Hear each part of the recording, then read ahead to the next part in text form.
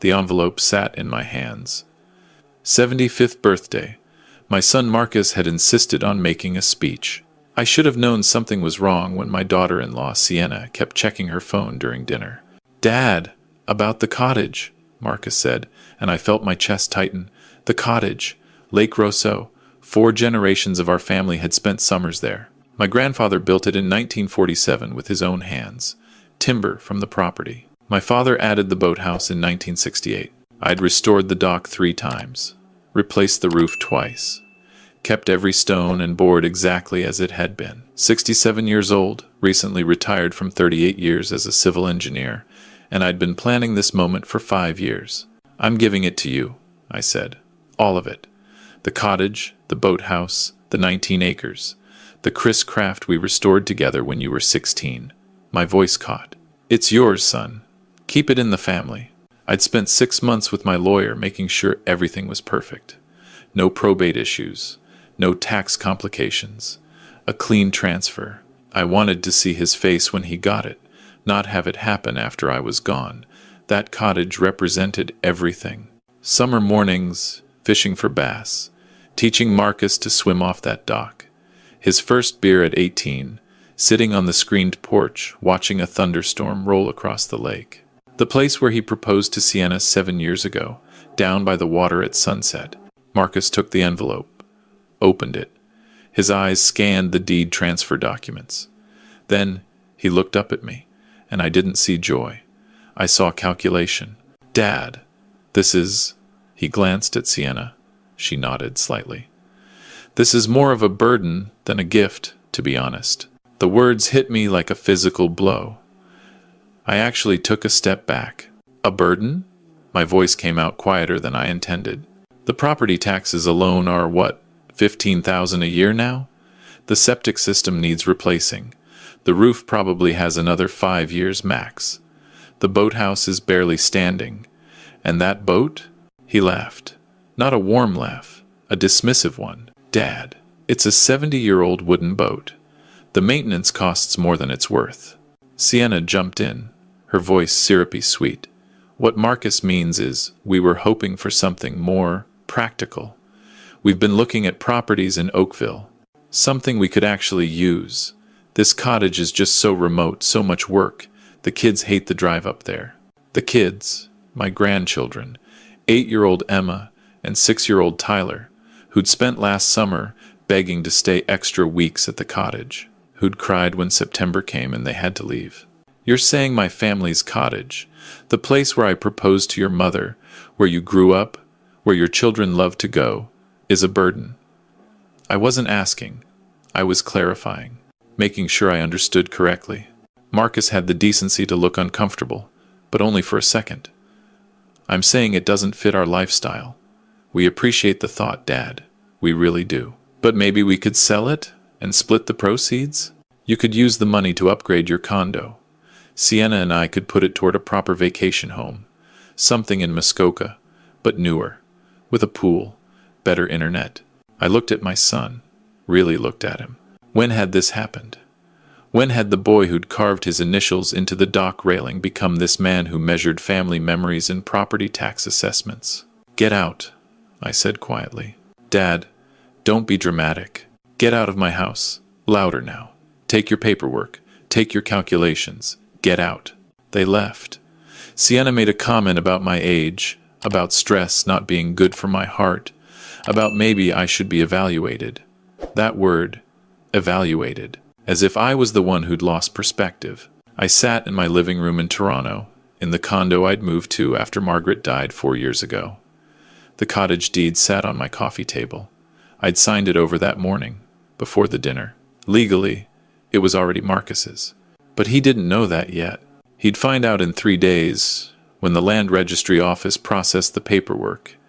And by then, I'd have made some calls. I didn't sleep that night. I kept seeing Margaret's face the summer before she died, sitting on that porch, watching the sunset. "Promise me you'll keep it in the family, Doug," she'd said. "Promise me the kids will always have this place." I'd broken that promise by giving it to someone who called it a burden, but maybe I could fix it. Morning came. I called my lawyer, Richard Pemberton. at 7:30. Woke him up. Richard, the cottage transfer. Is there any way to reverse it before it's registered? Silence. Then Doug, we filed yesterday. It'll be processed by end of week. Why? I told him. Everything. His response was careful, lawyer careful. Technically, once he has legal ownership, your options are limited. However, if you have concerns about the property being sold or misused, there might be alternative approaches. Give me a few hours. Richard called back at 11. Conservation easement, he said. If you get Marcus to agree to place a conservation easement on the property before he takes possession, it would severely restrict development and sale options. Protect it as natural heritage land. He'd still own it, but he couldn't sell it easily or develop it. Would he agree to that? Not if he understands what it means, but if you present it as a condition of the transfer, as a way to get tax benefits. Richard paused. I'm not suggesting we mislead him. I'm suggesting we give him information and let him make his choice. But Marcus didn't call. Not that day. Not the next. 3 days later, his lawyer called Richard. Marcus was challenging the transfer, claiming I'd been under duress, not of sound mind, possibly showing signs of dementia. He wanted the transfer voided so we could discuss options, which meant negotiate for a sale and cash payout. My own son was trying to have me declared incompetent to get his hands on property he'd called a burden. Richard's voice was tight with anger when he told me, Doug, I've known you 30 years. You're the sharpest mind I know. This is unconscionable. But here's the thing. They might actually slow down the transfer with this claim, which gives us time. Time for what? I made some calls. The Lake Rosso Conservation Trust has been trying to preserve shoreline properties for years. They've approached you before, remember? I did remember. 2 years ago. An offer to purchase the cottage and land for conservation purposes. I'd said no immediately. It was family land. But now, how much were they offering? Last appraisal had it at $725,000. But Doug, property values in Muskoka have exploded since COVID. Remote work, everyone wanting lake property. I'd bet it's worth closer to $900,000 now. Maybe more. $900,000 for property my son had called a burden. Set up a meeting, I said, with the Conservation Trust. Tomorrow, that meeting changed everything. The trust director, Catherine Moreau, was mid-50s, passionate about heritage preservation. She walked me through their vision. They wanted to keep the cottage as is, maintain it as an example of post-war Ontario lake architecture. They'd use it for educational programs, kids from Toronto schools learning about lake ecosystems. The boathouse would become a small museum about traditional boat building. The Chris craft would be preserved, maintained, actually used to teach restoration skills. Your grandfather built this with his own hands, Catherine said, showing me their research. It's one of the last original cottages on this part of Lake Rosso. Most have been torn down for mansions. This is cultural heritage, Mr. Donovan. It deserves protection. What are you offering? $850,000. And we'd name it the Donovan Family Conservation Area. Your family's legacy would be protected forever. No development, no destruction. Exactly as it is now. I thought about Marcus's words, burden, practical, something more useful. Then I thought about my grandfather's hands, rough from work, building something meant to last. My father, teaching me to fish from that dock. Marcus, as a boy, face sunburned and happy, holding up his first caught bass. I'll do it, I said. But there's a complication. I explained the legal situation. Catherine listened, then smiled grimly. We deal with family disputes more than you'd think. Often, when there's estate issues. Here's what we can do. If you can regain control of the property, or if the transfer gets voided due to Marcus's challenge, we'll move immediately. We can close in 2 weeks. Cash sale. And if the transfer goes through and Marcus gets it, we'll approach him, make an offer. But honestly, if he knows we're interested, he'll probably hold out for more money. That's what usually happens. The competency hearing was scheduled for 2 weeks later. Marcus's lawyer had pushed it through fast, claiming urgency, claiming I might make more irrational decisions if not evaluated quickly. My own son was telling a court I was losing my mind. Richard assembled a case. My complete medical records, letters from my doctor, my dentist, my accountant, the building manager of my condo, everyone testifying to my sharp memory, my clear decision-making, my active life. I'd recently renovated my entire condo, managed the contractors myself. I volunteered at the Royal Ontario Museum, giving engineering tours.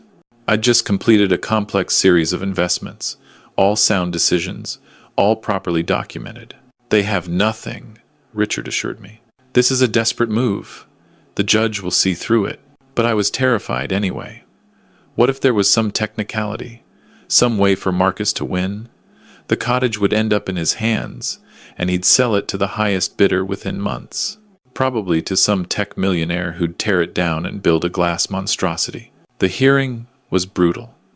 Marcus's lawyer painted me as a grieving widower, depressed, isolated, making impulsive decisions. He brought up that I'd given away $1 million asset for free to someone who didn't want it. Didn't that seem irrational? Then it was our turn. Richard was surgical. He presented my complete financial picture. Conservative investments, sensible budget, clear planning. He showed that the cottage transfer was part of a comprehensive estate plan I'd been working on for 5 years.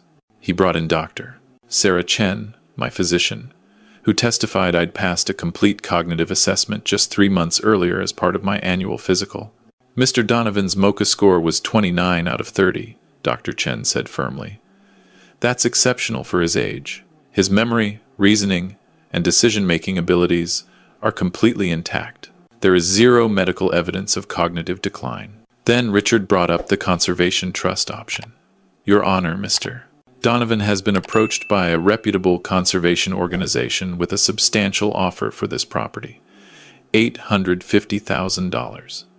This proves the property has significant value and that Mr. Donovan's decision-making about it has been entirely sound. The question isn't whether Mr. Donovan is competent. The question is why his son rejected a valuable gift, then tried to have his father declared incompetent when better options emerged. I watched Marcus's face during this testimony. He'd gone pale. He hadn't known about the conservation trust offer, hadn't realized the property was worth that much. In his mind, it had been a rundown cottage with high taxes.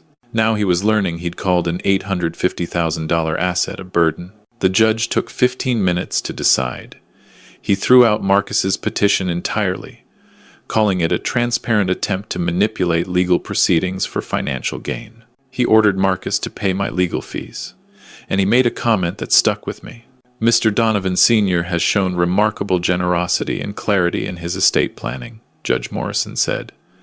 It's unfortunate that his generosity was met with such disappointment. The court finds absolutely no evidence of incompetence.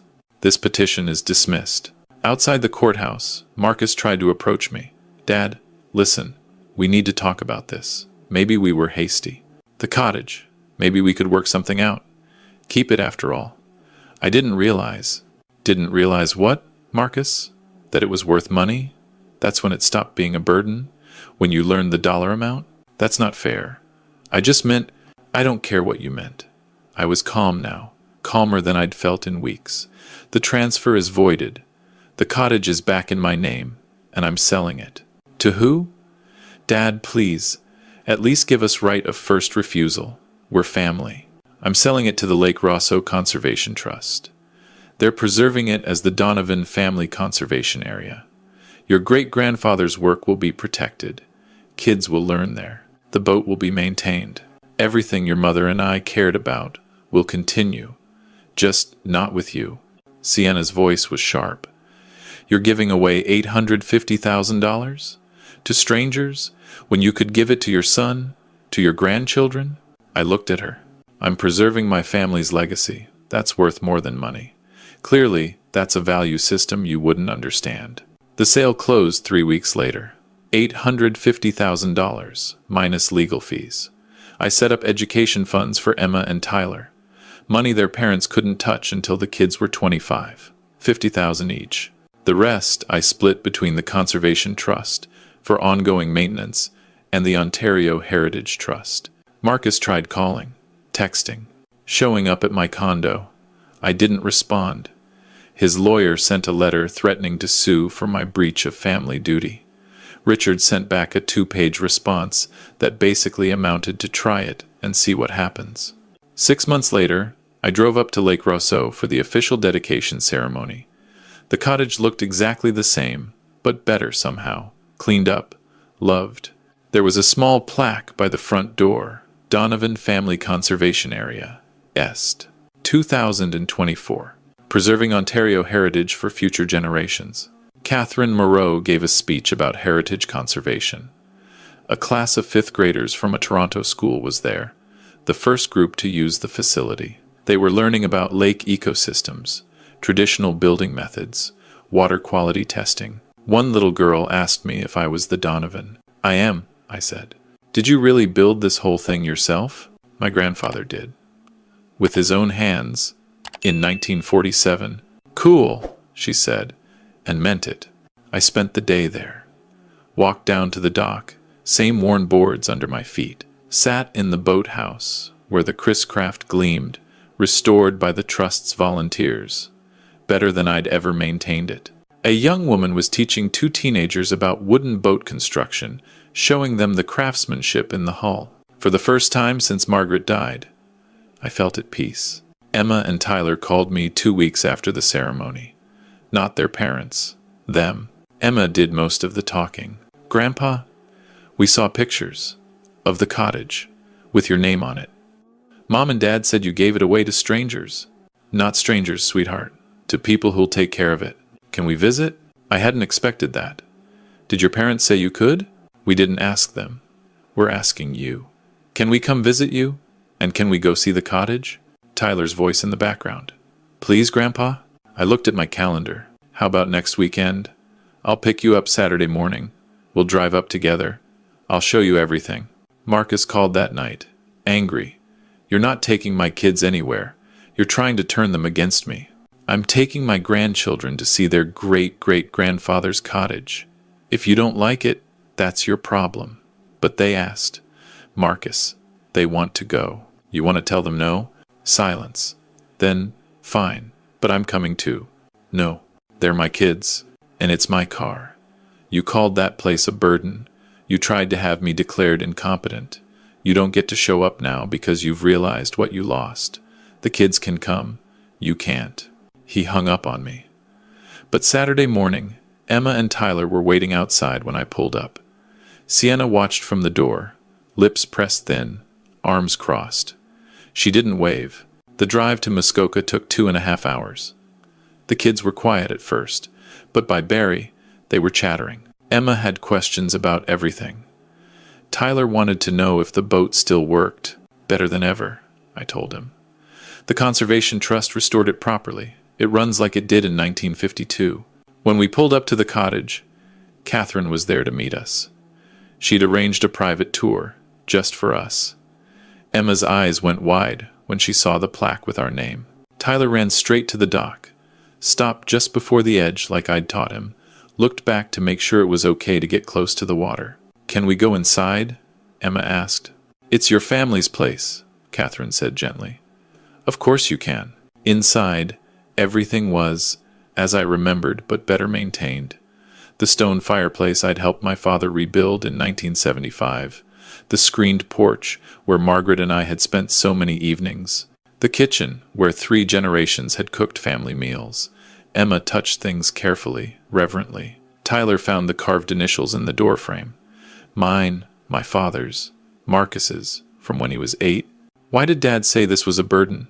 Emma asked suddenly. It's beautiful. I knelt down to her level. Sometimes grown-ups get confused about what's important. They think about money and work instead of memories and love. Your dad forgot what this place meant. That's why I made sure it would be protected forever. So it'll still be here when I'm old? When I have kids? That's exactly right. Your great-great-great-grandchildren will be able to come here, see what their family built, learn what their family valued.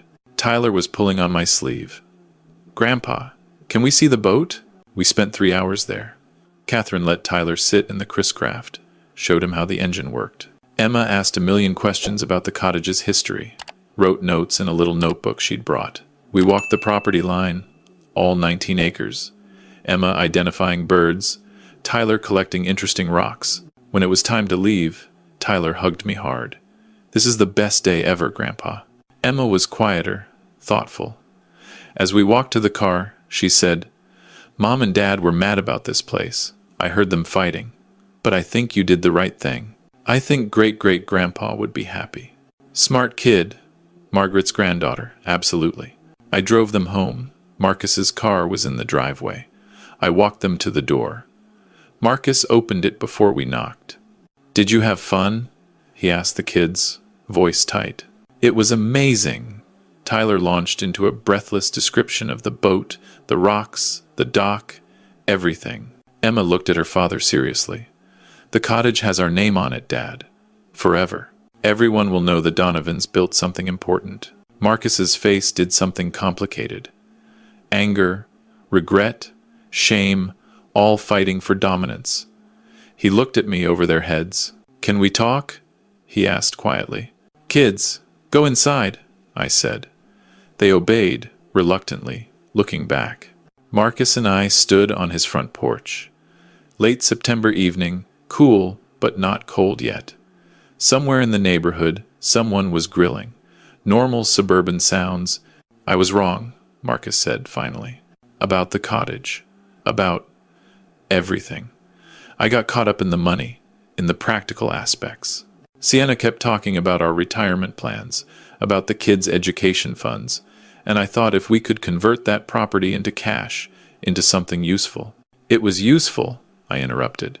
"It was family history. It was your children's heritage. It was useful before you decided to put a price tag on it." I know that now. Seeing Emma's face today, when she talked about it having our name on it, he swallowed hard. I threw that away. For what? For theoretical money? For a house in Oakville? For something more practical, I said, echoing his words from that night. He flinched. "I'm sorry, Dad. Genuinely. I know I can't undo it. I know the trust owns it now. But I'm sorry. I was an idiot. I was greedy, and trying to have you evaluated, claiming you weren't competent." He shook his head. "That was Sienna's lawyer's idea, but I went along with it. I can't blame her. That was my choice. My failure. I wanted to stay angry. Part of me wanted to hold on to this righteous fury forever. But I looked at my son, really looked at him, and saw something I hadn't seen in months. Genuine remorse. Not regret over lost money. Regret over lost relationship. "You called your family's heritage a burden," I said quietly. "You valued it in dollars and maintenance costs. That showed me who you'd become. And I didn't like that person very much. I don't like that person either. I'm trying to. I'm working on it. Going to therapy, actually. Trying to figure out when I became so focused on acquisitions and status instead of what actually matters." "What does matter, Marcus?" He looked back at his house, where Emma and Tyler's faces were pressed against the living room window, watching us. Them, you, family. Not the money, the connections, the legacy. "I get that now. Too late, but I get it." I sighed, felt some of the anger loosen in my chest. Not gone, but loosened. "It's not too late for everything. You're still their father. You're still my son. But things have changed between us. Trust takes years to build and seconds to destroy. You destroyed it. If you want it back, you'll have to earn it." "How?" "Start by being honest. Tell your kids why you really rejected the cottage. Tell them about the greed, the mistake, the lesson you're learning. Don't let them grow up thinking money is more important than memories. That's how you became this way. Break the cycle." He nodded slowly. "Okay. Yeah, I can do that. And Marcus? The education funds I set up for Emma and Tyler? They'll get them when they're 25. But there's a condition. They have to volunteer at the conservation area, at least 20 hours before they get access to the money. I want them to understand what they come from, what their great-great-grandfather built, what actually matters." That's perfect, Dad. Thank you." I turned to leave, then stopped. "You can visit the cottage. You and Sienna and the kids. Anytime. Just call Catherine. Schedule it. It's open to the public. But she'll give you private time. It's still your heritage, even if it's not your property. We will, I promise. And Dad? He waited until I looked back. I love you. I'm sorry. I'll spend the rest of my life proving I've learned from this. Good, I said simply, and left. 3 years have passed now. I'm 70, officially old, and happier than I've been since Margaret died. I volunteer at the conservation area twice a month, give tours to school groups, tell them about my grandfather's hands building those walls, show them how the Chris-Craft engine works, watch kids Emma's age fall in love with the lake the way I did at their age. Marcus and his family visit every few months. The change in him is real. He brings tools, helps with maintenance projects. Sienna even admitted last summer that she understands now what I was protecting. She'd grown up without family history, without roots, and watching Emma and Tyler connect to their heritage made her wish she'd had something similar. Emma's saving her volunteer hours. She's 13 now. Already has 15 hours logged. Tyler's 10. Just started. They both want to be there when they turn 25. Want to open those college fund envelopes sitting on the cottage porch, right where their great-great-grandfather first nailed boards together. I got a letter last month from a woman in British Columbia. Her grandfather had built a cottage on Lake Rousseau in 1948, right after mine. She'd been fighting with her siblings over whether to sell it or keep it. She'd seen the article about the Donovan family conservation area, read about what I'd done. You gave me courage, she wrote. You showed me it's possible to protect what matters, even when family doesn't understand. We're keeping our cottage, creating our own trust arrangement. Thank you for blazing the trail. I framed that letter. It hangs in my condo, next to a photo of the cottage taken in 1952. My father and grandfather standing on the dock, holding fishing rods, grinning at the camera. Legacy isn't about what you leave to people. It's about what you leave for people. Marcus learned that lesson the hard way, but he learned it. And his kids are growing up knowing that some things matter more than money. Some things are worth protecting, even at great personal cost. The cottage will outlast all of us. The Donovan name will be there for generations. Kids I'll never meet will learn there, play there, connect to the wilderness we preserved. That's worth more than $850,000. That's worth everything. And on quiet evenings, when I sit on my balcony in Toronto, looking north toward Muskoka, I can almost hear the lake, almost feel the dock under my feet, almost hear my grandfather's laugh, my father's voice, Margaret's gentle correction when I'm being too stubborn. I protected what they built. I kept the promise. That's enough.